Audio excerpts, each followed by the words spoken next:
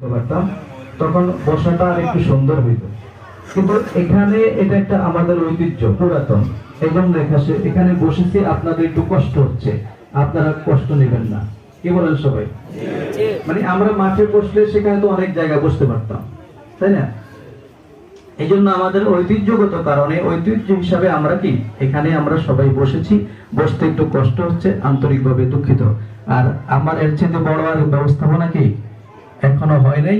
হয়তো আল্লাহ পাক কখনো ভবিষ্যতে আমার পরে যারা আসবে এভাবে হয়তো হবে, কারণ আগের থেকে পরিবর্তন হয়েছে। তো কি বলেন, হয়েছে কিনা? তো আজকে আমরা মাহফিলকে কিভাবে সুন্দরভাবে পরিচালিত হবে এই প্রসঙ্গে আলোচনা।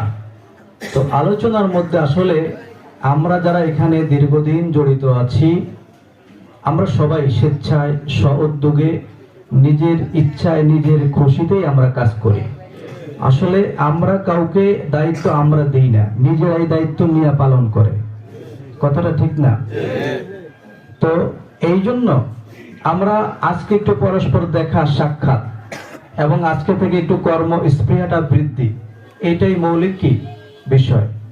তো আমরা এই মাহফিলে আমি কিছু কথা বলি আপনাদের উদ্দেশ্যে না, মনে আপনারা কষ্ট নেবেন না। আমি আপনাদের সবাইকে বিশ্বাস করি, এটা আমি গাজীপুর ঈদগায় যারা নামাজ পড়েন জানেন, আমি অনেক আগে বলেছি, আমি এলাকার সকল মানুষকে বিশ্বাস করি, কারণ আমার সাথে সবাই ভালো থাকতে পারে, কেউ কারোর সাথে কি খারাপ, আমার সাথে সবাই কি আমি সবাইকে বিশ্বাস করি। জন্যই দেখেন গত বছর আপনারাই করছেন, কারা করছেন, যে 6,72,610 টাকা এটা টাকা আসছে।